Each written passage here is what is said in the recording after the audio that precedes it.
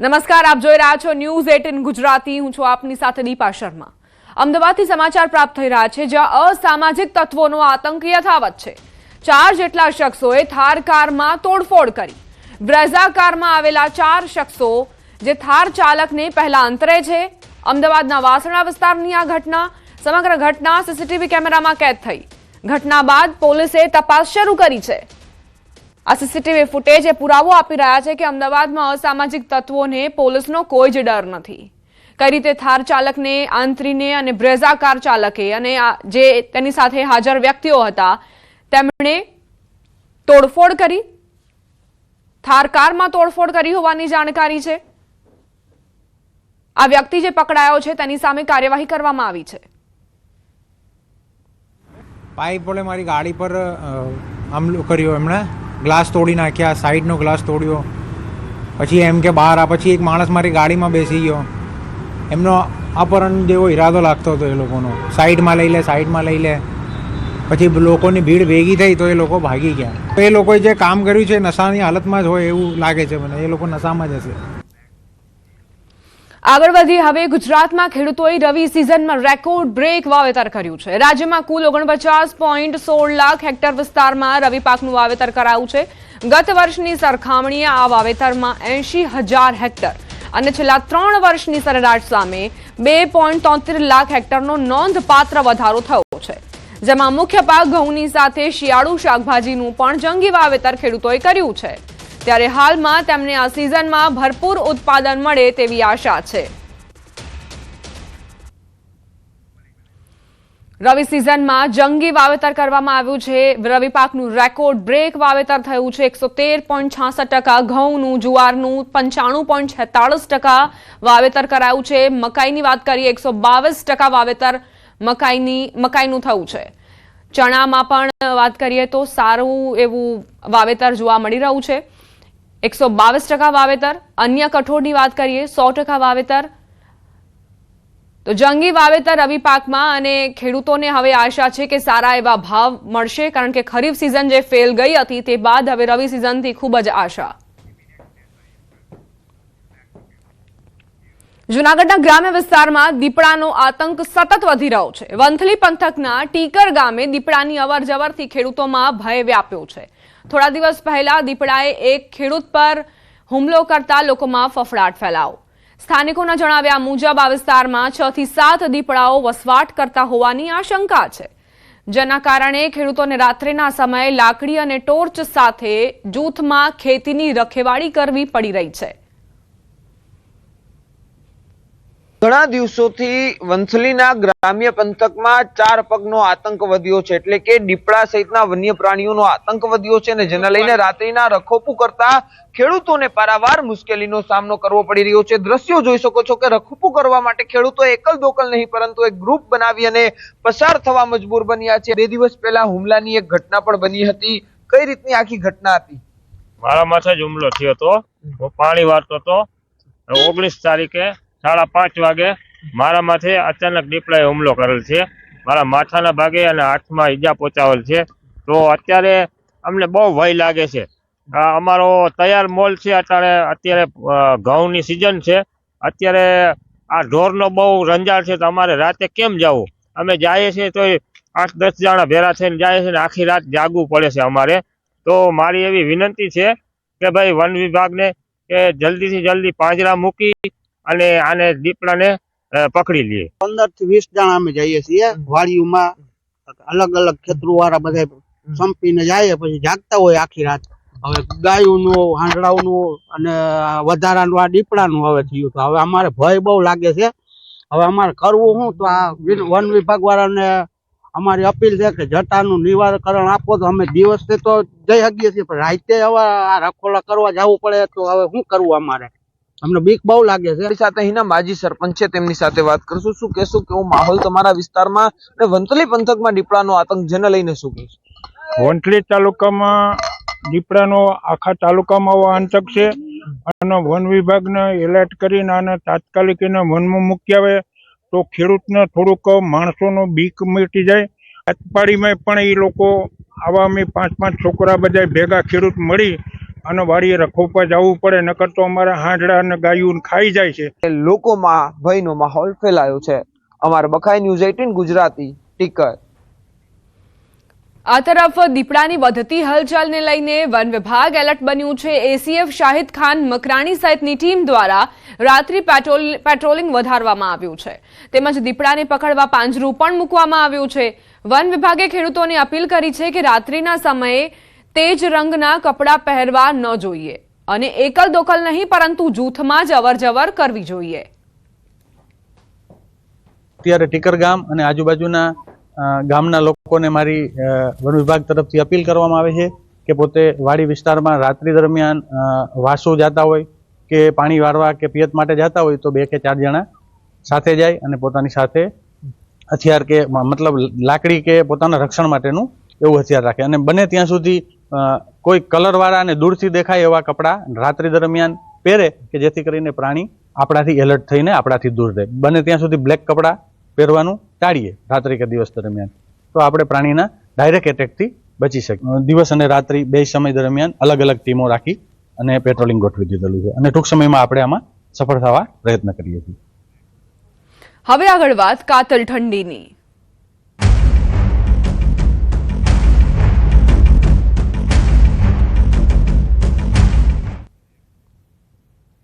કાતલ ઠંડી સાથે કમોસમી વરસાદની આગાહી કરાઈ છે. હવામાન નિષ્ણાંત અંબાલાલ પટેલની આગાહી.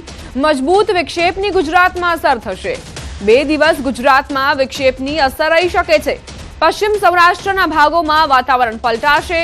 આ સિઝનનો સ્ટ્રોંગ પશ્ચિમી વિક્ષેપ હોવાની વાત અંબાલાલ પટેલે કરી. ઉત્તર ભારતમાં હિમવર્ષાની શક્યતાઓ. રાજસ્થાનના ભાગો, ઉત્તર ભારતના ભાગોમાં હિમવર્ષા થવાની શક્યતાઓ છે.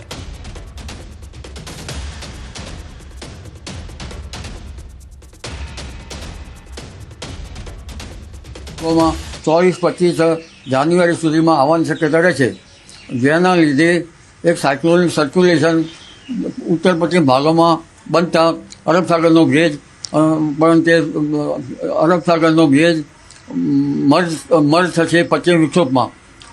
બંગાળ ઉપસાગરનો પણ કંઈક ભેજ આવવાની શક્યતા રહે છે. એટલે આ અરબ સાગરના ભેજના લીધે ગુજરાતનું હવામાન પણ પલટો આવશે. દેશના ઉત્તરીય પર્વતીય પ્રદેશો છેક દિલ્હી સુધી અને રાજસ્થાન સુધીમાં ક્યારેક ગાજવી સાથે ભારે કમોસમી વરસાદ થવાની શક્યતા રહે છે. કોઈ ભાગમાં 50 મિલીમીટર અને ઉત્તરના ભાગોમાં તો 100 મિલીમીટર જેવો વરસાદ થઈ શકવાની શક્યતા. ફેબ્રુઆરીમાં 3 વાર હવામાન પલટાઈ શકે છે. હવામાન નિષ્ણાંત અંબાલાલ પટેલની આગાહી. ફેબ્રુઆરીની શરૂઆતમાં પણ વાતાવરણ પલટાશે. વિક્ષેપની અસરથી કાતિલ ઠંડીનો રાઉન્ડ આવશે. 8 ફેબ્રુઆરી આસપાસ વાદળછાયું વાતાવરણ રહેશે. 12 ફેબ્રુઆરીથી ફરી હવામાનમાં પલટો આવશે. 23મી ફેબ્રુઆરીમાં પણ હવામાનમાં પલટો આવી શકે છે.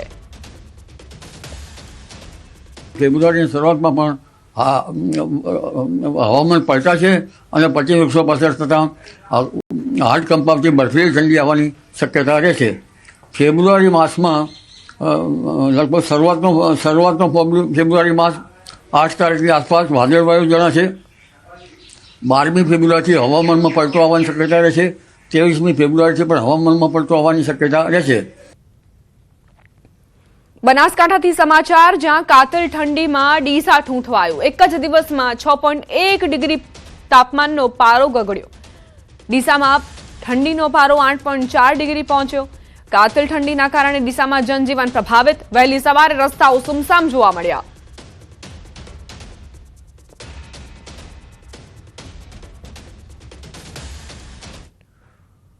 મહત્વપૂર્ણ સમાચાર, નવી મુંબઈમાં કેમિકલ ફેક્ટરીમાં આગ લાગી. ફાયર બ્રિગેડની અનેક ગાડીઓ ઘટના સ્થળે પહોંચી. વિકરાળ આગ ફાટી નીકળતા દોડધામ મચી છે. કેમિકલ ફેક્ટરીમાં લાગેલી આગ દૂર સુધી જોવા મળી છે. ધુમાડાના ગોટે ગોટા નજરે પડી રહ્યા છે. આસપાસના વિસ્તારમાં શ્વાસ લેવું પણ મુશ્કેલ ભર્યું જોવા મળી રહ્યું છે. નવી મુંબઈની કેમિકલ ફેક્ટરી, જેમાં આગ ભભૂકી ઉઠી. કેમિકલ હોવાના કારણે જ આગ વધુ પ્રસરી છે. અત્યારે ફાયર ફાઇટર્સ પ્રયત્ન કરી રહ્યા છે, પરંતુ કેમિકલ હોવાના કારણે આગને ઓલવવામાં ઘણા પડકારો ફાયર ફાઇટર્સની નજરો સમક્ષ છે. આસપાસના વિસ્તારમાં આ ધુમાડાના કારણે લોકો શ્વાસ લેવામાં પણ તકલીફ અનુભવી રહ્યા છે.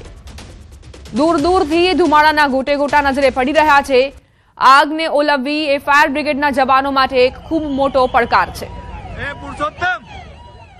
આસપાસના જે વિસ્તારો છે ત્યાંથી લોકો શ્વાસ લેવામાં પણ તકલીફ હોવાની ફરિયાદો કરી રહ્યા છે. બીજી તરફ ઘણા એવા વિડીયોઝ પણ સામે આવ્યા છે જે ચિંતાજનક છે. આસપાસના વિસ્તારમાં આ આગના કારણે લોકોને પરેશાની. ફાયર વિભાગના જવાનો તાત્કાલિક પહોંચી રહ્યા છે. એક બાદ એક આસપાસના જે વિસ્તારો છે ત્યાંથી પણ ફાયર બ્રિગેડના જવાનોને બોલાવવામાં આવી રહ્યા છે, કારણ કે મોટો જથ્થો ફાયર બ્રિગેડના જવાનોનો જેની જરૂરિયાત છે. અત્યારે આગ ખૂબ જ વિકરાળ છે, આસપાસના વિસ્તારોમાં પણ ફેલાઈ શકે છે જો આગને ઓલવી નહીં તો. સતત ફાયર બ્રિગેડના જવાનોની ગાડીઓના સાયરન વાગી રહ્યા છે. એ હજુ સ્પષ્ટ નથી કે ફેક્ટરીમાં જ્યારે આગ લાગી ત્યારે શું અંદર કામદારો હાજર હતા, તેમની ઉપસ્થિતિ હતી. પ્રાથમિકતા એ જ કે આગને ઓલવવામાં આવે અને અંદર કોઈ પણ વ્યક્તિ હોય તો તેમને સુરક્ષિત હેમખેમ બહાર કાઢવામાં આવે. દૂરથી જે વિઝ્યુઅલ્સ આવી રહ્યા છે, જે દ્રશ્યો આવી રહ્યા છે, તેના પરથી આપ અંદાજ લગાવી શકો છો કે કેમિકલ હોવાના કારણે આગ કઈ રીતે પ્રસરી રહી છે. વિસ્ફોટ સાથે આ આગ પ્રસરી રહી હોવાના પણ દ્રશ્યો સામે આવ્યા છે. ધુમાડો પણ આસપાસના વિસ્તારોમાં ફેલાયો છે. દૂર દૂરથી ધુમાડો જોવા મળી રહ્યો છે. વિસ્તારમાં અફરાતફરીનો માહોલ, ભાગાદોડી થઈ રહી છે અને સતત પ્રયત્ન એ કે ફાયર બ્રિગેડના જવાનો આ આગને ઓલવી લે.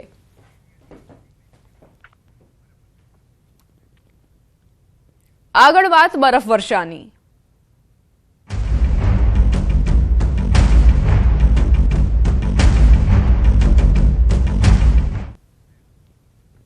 જમ્મુ કાશ્મીરના ગુલમર્ગના પ્રવાસન સ્થળ તેમજ મેદાની વિસ્તારોમાં ભારે બરફવર્ષા થઈ રહી છે. રસ્તા પર ઘૂંટણ સુધી બરફના થર જામ્યા છે. વહીવટીતંત્રએ રસ્તા પરથી બરફ હટાવવાની કામગીરી શરૂ કરી. ગુલમર્ગ અને તંગમાર્ગની અંદર બરફ હટાવવાની કામગીરી હાથ ધરાઈ, જેથી ટ્રાફિકની ગતિવિધિ પુનઃ સ્થાપિત થઈ શકે. ગુલમર્ગમાં ઘણા ફૂટ બરફ જમા થઈ ગયો છે અને તંગમાર્ગમાં પણ ઘણા ફૂટ બરફ પડ્યો. ગુલમર્ગના ખોંગડોરી અને અફરવત વિસ્તારોમાં 4 ફૂટથી વધુ બરફ જામી ગયો છે. પ્રવાસીઓ બરફવર્ષાનો આનંદ માણતા જોવા મળ્યા.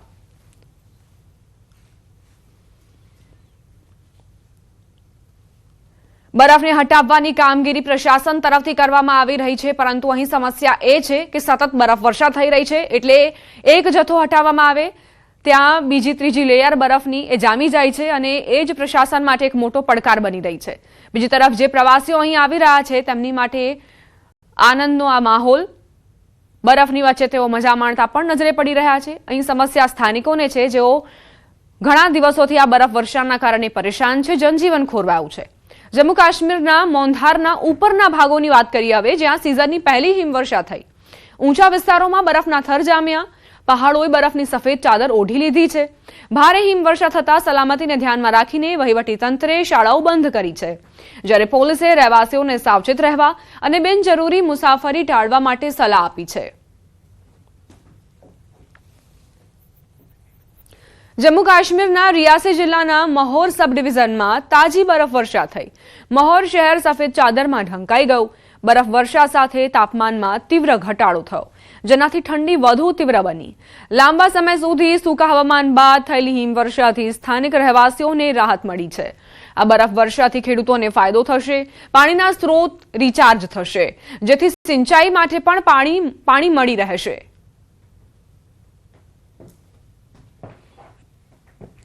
જમ્મુ કાશ્મીરમાં પણ હવામાન વિભાગની આગાહી પ્રમાણે ભારે બરફવર્ષા થઈ છે. બરફવર્ષાના કારણે વાદી કાશ્મીરમાં છેલ્લા ઘણા સમયથી ચાલી રહેલી દુષ્કાળની સ્થિતિનો અંત આવ્યો. બરફવર્ષાના કારણે અનેક વિસ્તારોમાં રસ્તાઓ તૂટ્યા છે.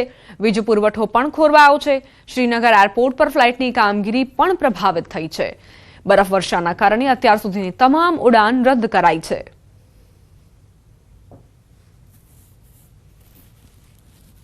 मुलाकिन इंतजार खत्म हुआ है और वादी कश्मीर में मौसम की पहली बर्फबारी हुई। हालांकि अभी भी ये जो बर्फबारी है ये हो रही है। रात के दौरान ये बर्फबारी का जो सिलसिला है ये शुरू हुआ था और अभी भी ये बर्फबारी का जो सिलसिला है वो जारी है। हम अभी बड़गाम में मौजूद है। ये आपको थोड़ा सा इस साइड से भी तस्वीरें दिखाएंगे। आप देखिए जो पूरी ये आप देख रहे हो जो विजुअल्स में आप देख रहे हो किस तरह से सफेद चादर बिछी हुई है, क्योंकि बर्फबारी का इंतजार सब कर रहे थे। ऐसे में आज बर्फबारी हुई क्योंकि खुश्क साली का मौसम मौसम था और खुशहाली का जो मौसम है वो फाइनली इख्तिताम पजीर हुआ। और जिस तरह की बर्फबारी हो रही है, उम्मीद की जा रही है बर्फबारी का सिलसिला जो है आज दिन भर भी जारी रहेगा। और अगर ये जारी रहता है तो जो यहाँ पर स्नोफॉल डेफिसिट था, रेनफॉल डेफिसिट था, वो कहीं ना कहीं उसकी भरपाई होगी, क्योंकि यहाँ पर खुशहाली का माहौल था। ऐसे में खुशहाली में लोग बीमार हो रहे थे। अब जब बर्फबारी हुई है, बर्फबारी कहीं ना कहीं राहत तो लाई, लेकिन दूसरी जानिब मुसीबत भी बढ़ रही है, क्योंकि बिजली का निजाम दरहम बरहम है, रात सड़कें बंद है। हालांकि ये सेंट्रल कश्मीर है, यहाँ पर तकरीबन 3 से 4 इंच जो बर्फ है हर जगह है, लेकिन जो पहाड़ी इलाके हैं, दूर दराज इलाके हैं, वहां पर इससे ज्यादा जो बर्फ है वो अभी जमा हुई है। और ये जिस तरह से मैंने पहले कहा, महकमा मौसमियात का कहना है कि ये जो सिलसिला है कुछ देर जारी रहेगा और उम्मीद की जा रही है दिन भर ये जो सिलसिला है जारी रहेगा। हालांकि बर्फबारी की वजह से जो एयर ट्रैफिक है वो भी मुतासिर हुआ है। श्रीनगर इंटरनेशनल एयरपोर्ट पर परवाजें मुतासिर हुई है इस बर्फबारी से।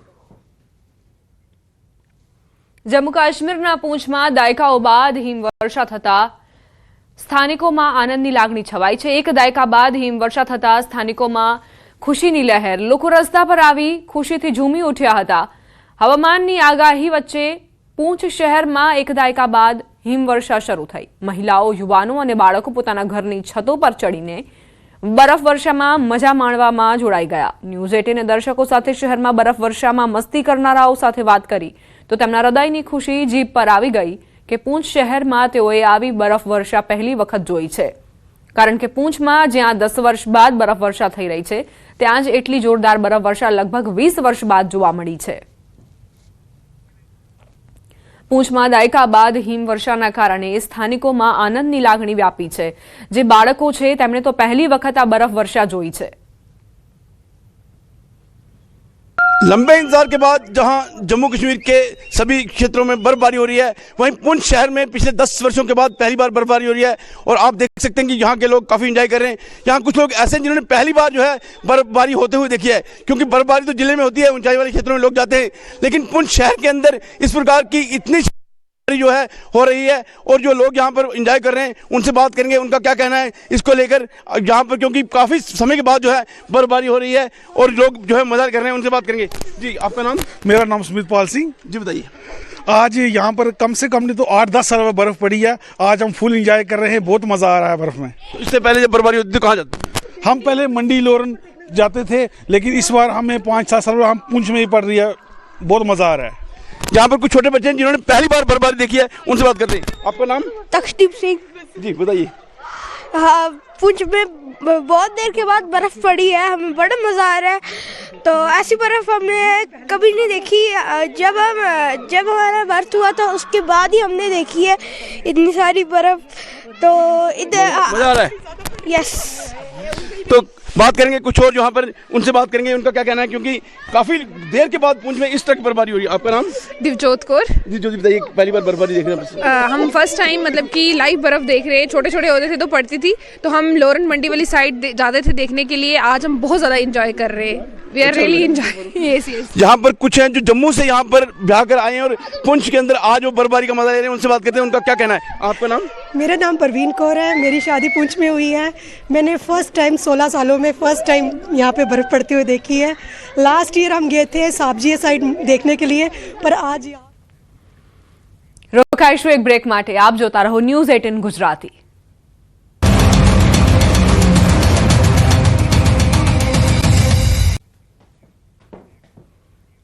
Welcome back. પાટણથી સમાચાર। જિલ્લામાં કોંગ્રેસમાં આંતરિક વિખવાદ જોવા મળી રહ્યો છે। SC ST મોરચાના મહિલા ચેરમેનનો આરોપ, કિરીટ પટેલ પર આરોપ લગાવતો વિડીયો વાયરલ કર્યો। કિરીટ પટેલે હિતેન્દ્ર પીઠડિયાને ફૂટેલી તોપ ગણાવી તેવો આરોપ છે જયા શાહનો। પાટણની મીટિંગમાં હાજર રહેવા કહ્યું હતું। કિરીટ પટેલ મીટિંગમાં હાજર નહોતા રહ્યા। કોંગ્રેસમાં આંતરિક વિખવાદ સપાટી પર આવ્યો છે। SC ST મોરચાના મહિલા ચેરમેને આરોપ મૂક્યો છે કિરીટ પટેલ પર। તેમણે કહ્યું છે કે કિરીટ પટેલે હિતેન્દ્ર પીઠડિયાને ફૂટેલી તોપ ગણાવી છે। કિરીટભાઈએ મને ઉશ્કેરાઈને એવું કહ્યું કે હું આપણે કોઈ પણ મદદ કરવાનો નથી, કોઈ નામ આપવાનો નથી અને મદદ પણ નહીં કરું, સાથે સાથે કોઈ મીટિંગમાં પણ નહીં આવું। ત્યારે મેં એમ કહ્યું કે સાહેબ આવું કેમ આપે કહી રહ્યા છો?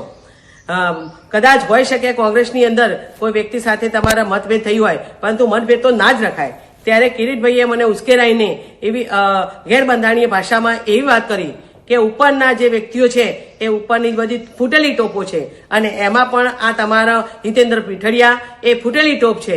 ગઈ વખતે તો મેં એને જતો કર્યો હતો કે પાટણ આવી ત્યારે, પણ હવે પાટણની અંદર કોઈ પણ મિટિંગની અંદર એ હાજરી આપશે તો હું એને મારીશ ને મારીશ. સંવાદદાતા અશરફ જોડાઈ ગયા છે વધુ જાણકારી સાથે. અશરફ, કોંગ્રેસમાં આંતરિક વિવાદ ફરી એક વખત સામે આવ્યો છે. આ પહેલા કિરીટ પટેલે નારાજગી વ્યક્ત કરી હતી, પછી તેમને મનાવી લેવાયા હતા અને હવે SC/ST મોરચાના ચેરમેને આરોપ મૂક્યો છે કિરીટ પટેલ પર. શું જાણકારી? બિલકુલ દીપા, કોંગ્રેસમાં આંતરિક વિવાદ ફરી વકરે છે. અગાઉ જ્યારે જયાબેન શાહને અનુસૂચિત જાતિના જિલ્લા પ્રમુખ બનાવ્યા હતા કોંગ્રેસ તરફથી, ત્યારે સામેના પક્ષ દ્વારા કોંગ્રેસ કાર્યાલયને તાળાબંધી કરીને જયાબેનને પ્રમુખ પદેથી હટાવવાની વાત કરી હતી. ત્યારે કિરીટ પટેલની પણ ક્યાંક નારાજગી સામે આવી. ત્યારે ફરી ક્યાંક અનુસૂચિત જાતીય મોરચાના જે નવનિયુક્ત પ્રમુખ છે જયાબેન શાહ, તેમને કિરીટ પટેલ પર આક્ષેપ કરતો એક વિડીયો વાયરલ કરે છે, જ્યાં જયાબેને કહી રહ્યા છે કે કોંગ્રેસમાં હવે અનુસૂચિત જાતિની જે નવી બોડી બનાવવામાં છે તેમાં સલાહ સૂચન તેમજ કેટલાક સભ્યોના નામ આપવાની વાત કરી હતી, પરંતુ કિરીટ પટેલ ક્યાંક જયાબેન શાહને સાથ આપવાની ના કરે છે તેવો વિડીયોમાં આક્ષેપ છે. તેમજ કોંગ્રેસ પર પણ ક્યાંક પ્રહાર કરે તેવો આક્ષેપ કરવામાં છે. કિરીટ પટેલે એવું કહ્યું જયાબેન શાહને કે કોંગ્રેસમાં ઉપર બેઠેલા કાર્યકરો ક્યાંક ફૂટેલી તોફું છે. તેમજ હિતેન્દ્ર પીઠડિયા જે અનુસૂચિતના પ્રત્યક્ષ કાર્યકર છે તેમને પણ ક્યાંક મારવાની વાત જયાબેન શાહે કરી છે. એટલે કે ક્યાંક કોંગ્રેસનો આંતરિક વિવાદ તો સામે આવ્યો છે. બીજી બાજુ અગાઉ જયાબેન શાહનો વિરોધ થઈ રહ્યો હતો અને કિરીટ પટેલની નારાજગી હતી, ત્યારે હવે જયાબેન શાહ ક્યાંક સામે આવ્યા છે અને કિરીટ પટેલ સામે આક્ષેપ કરી રહ્યા છે. પરંતુ આ બાબતે હજી સુધી ધારાસભ્ય કિરીટ પટેલની કોઈ પ્રતિક્રિયા સામે આવી નથી. દીપા, આભાર અશરફ જાણકારી આપવા માટે. સમાચાર કચ્છથી પ્રાપ્ત થઈ રહ્યા છે. ગાંધીધામમાં રિક્ષા નાળામાં ખાબકી. પ્રશાંત હોટેલ પાસે આ ઘટના બની. અધૂરી કામગીરી કરનાર કોન્ટ્રાક્ટર સામે રોષ વ્યક્ત કરાયો છે. સેફટી વ્યવસ્થા ન હોવાના કારણે અકસ્માત સર્જાયો. બે જવાબદાર કોન્ટ્રાક્ટર સામે કાર્યવાહીની માંગ ઉઠી છે. અધૂરી કામગીરી કરનાર કોન્ટ્રાક્ટર જેની બેદરકારીના કારણે એક રિક્ષા એ નાળામાં ખાબકી. પ્રશાંત હોટેલ પાસેની આ ઘટના. અધૂરી કામગીરી કરનાર કોન્ટ્રાક્ટર જેની સામે રોષ વ્યાપ્યો છે. સેફટી વ્યવસ્થા અહીં ન હોવાના કારણે આ રિક્ષા નાળામાં ખાબકી.